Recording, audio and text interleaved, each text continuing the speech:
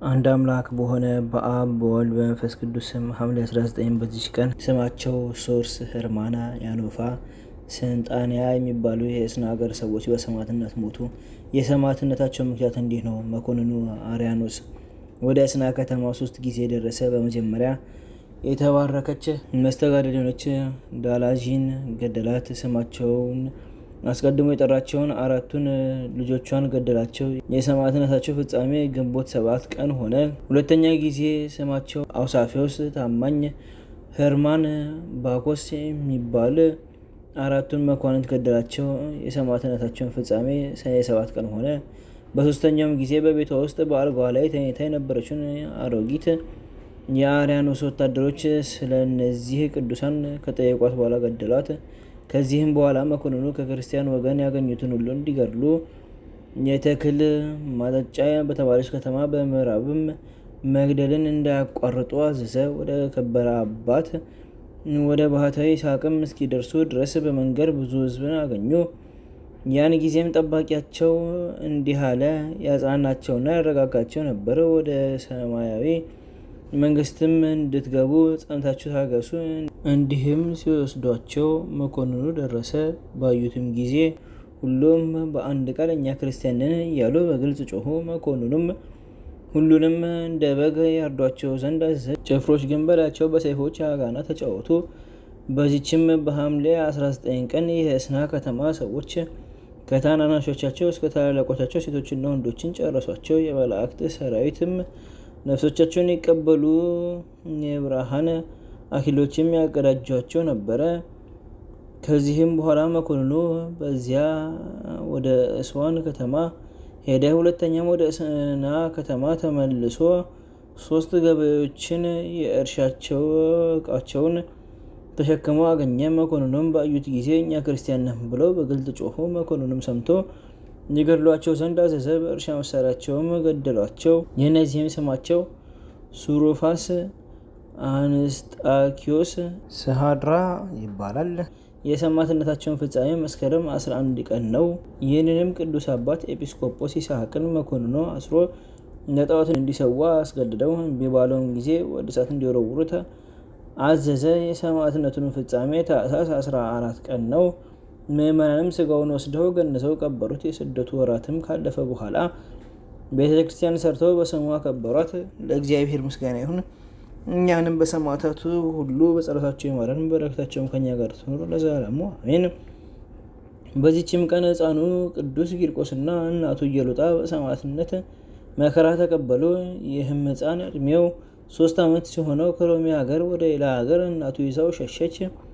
በዚያም የሸሸችውን መኮንኑን አገኘችው። ሰዎችም ነገር ሰሩባት። ወደ እርሱ አቀረቧትና ስለ አምልኮ ጠየቃት። እርሷም መኮንን ሆይ እድሜ 3 ዓመት የሆነው ሕፃን አለ። አማልክቶችን ማምለክ መልካም እንደሆነ ወይም እንዳልሆነ ያስረዳ ዘንድ እርሱን ጠይቅ አለችው። ሕፃኑንም ወዳለበት ጭፍራውን ልኮ ወደ እርሱ አስመጣው። ሕፃኑንም ፊቱ ብሩህና ደስተኛ እንደሆነ አየውና አንተ ደስተኛ ሕፃን ሆይ እንዴት ነህ አለው።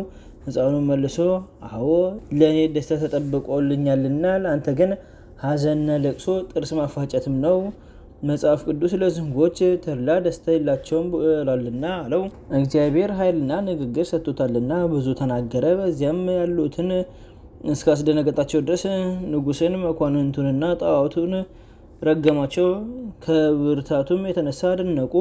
መኮንኑም በአፈረ ጊዜ በየአይነቱ በሆነ ስቃይ ታላላቆች የማይችሉትን ታላቅና አስጨናቂ የሆነ ስቃይ አሰቃየው። እናቱንም ከእርሱ ጋር እንደ እርሱ አሰቃየት። እግዚአብሔርም ያለምንም ጉዳት ያነሳቸው ነበር። ብዙዎች አሕዛብም ይህንን አይተው አደነቁ። ክብር ይግባውና በጌታችን ኢየሱስ ክርስቶስም አምነው በሰማዕትነት ሞቱ። የሰማዕትነትንም አክሊል ተቀበሉ። በሕፃኑ ላይም የመንፈስ ቅዱስ ጸጋ አደረበትና ታላላቅ ድንቆችንና ተአምራቶችንም አደረገ። ብዙዎችን በሽተኞችን አዳናቸው። ከዚህም በኋላ መኮንኑ በታላቅ የናስ ጋን ውስጥ ውሃ ጨምረው በእሳት ያፈሉት ዘንድ አዘዘ። የፍላቱም ድምፅ እንደ ክረምት ነጎድጓድ ሆነ። ያን ጊዜም ፍርሃትና የሃይማኖት ጉድለት በእናቱ ላይ ደረሰባት። ሕፃኑም ስለ እናቱ ወደ እግዚአብሔር ጸለየ። ያን ጊዜም ጌታችን ልቦን ወደ ሰማይ አሳርጎ ለቅዱሳን ሰማዕታት የተዘጋጀ የብርሃን ማደሪያዎችን አየች። ከዚህም በኋላ ጸናች፣ እግዚአብሔርንም አመሰገነችው። ልጇንም ልጄ ሆይ ከእንግዲህ አንተ አባቴ ነህ፣ እኔም ልጄ ነኝ አለችው። ያቺ ከኔ የተወለድክባትም ቀን የተባረከች ናት አለች። ወደዚህ ወደ ጋኑ ውስጥ በገቡ ጊዜም የውሃው ፍልሃት እንደ ንጋት ጊዜ ውርጭ ቀሰቀሰ። ከእግዚአብሔር የታዘዘ የመላእክት አለቃ ቅዱስ ገብርኤል ከሰማይ ወርዶ የእሳቱን ኃይል አቀዝቅዞታልና። ከዚህ በኋላ መኮንኑ ስጋቸው ተቆራርጦ እስከሚወርቅ ድረስ በመቃጥን ውስጥ አድርገው እንዲጎተቷቸው አዘዘ። ከእግዚአብሔርም የታዘዘ መልአክ አዳናቸው። መኮንኑም በታላቅ ስቃይ ያሰቃያቸው ዘንድ አስቦ እስኪመክር ድረስ በወህኒ ቤት ዘጋባቸው። ያን ጊዜም ክብር ይግባውና ጌታችን ኢየሱስ ክርስቶስ ወደ ሕፃኑ ቂርቆስ ወርዶ አጽናናው፣ አረጋጋውም። ስሙን ለሚጠራና መታሰቢያን ለሚያደርግ ቃል ኪዳን ሰጠው። ለእግዚአብሔር ምስጋና ይሁን። እኛንም በቂርቆስና በኢየሉጣ ጸሎት ይማርን፣ በረከታቸውም ከኛ ጋር ትኖር ለዘላለሙ አሜን። በዚችም ቀን ትዕማዳን ከምትባል ከተማ ብልህ የሆነ ቅዱስ በጥላን በሰማዕትነት ሞተ። አባቱም አረማዊ ነበረ፣ ስሙም አውስጡኪዮስ ነበረ። እናቱ ግን አማኝ ነበረች፣ ስሟም ኤልያና ነበረ። ባደገ ጊዜም አባቱ ጥበቡን ሁሉ አስተማረው፣ እጅግም አዋቂ ሆነ። በበጥላን ቤት በአቅራቢያ አንድ ቄስ ይኖር ነበረ። በጥላንም በፊቱ ሲያልፍ መልኩንና ሰውነቱን ብልሃቱን አስተዋይነቱንም ይመለከት ነበረ። ከሃዲ ስለመሆኑም ስለ እርሱ ያዝን ነበረ። ቄሱም በጥላንንም መንገድ መርቶ ወደ ቀናች ሞት ያስገባው ዘንድ ክብር ይግባውና ጌታችን ኢየሱስ ክርስቶስን ለመነው። ስለ በጥላንም ልመናውን ባዘወተረ ጊዜ በጥላን በእርሱ እጅ ያምን ዘንድ እንዳለው ጌታችን በራእይ ገለጠለት። ቄሱም ደስ አለው። ሁልጊዜም በፊቱ ሲያልፍ በጥላንን ያነጋግረውና ሰላምታ የሚሰጠው ነበር። ስለዚህ በመካከላቸው ፍቅር ጸና። ከዚህም በኋላ በጥላን ወደ ቄሱ ቤት ይገባና ስለ ሃይማኖት ይነጋገር ነበር። ቄሱም ክብር ይግባውና የጌታችን ኢየሱስ ክርስቶስ ሃይማኖት ምን ያህል ክብር እንዳላት ለሚያምኑበትም ሁሉ እውነትና ማስተዋል እንደሚሰጣቸው፣ ድንቆችና ታላቅ ታምራቶችን እንደሚያደርግላቸው፣ ታላቅ ፈውስም እንደሚያደርጉ ገለጠለት። በጥላንም ክብር ይግባውና በክርስቶስ የሚያምኑ ታምራትን የሚያደርጉ ይህን በሰማ ጊዜ እጅግ ደስ ብሎት በዚያ ቄስ ትምህርት በጌታ አመነ። ቄሱም ሁልጊዜ የሃይማኖትን ትምህርት ያስተምረው ጀመረ። በአንዲት ዕለት ቅዱስ በጥላን በከተማው አደባባይ ሲያልፍ እባብ የነደፈው አንድ ሰው ሲጨነቅ አየው።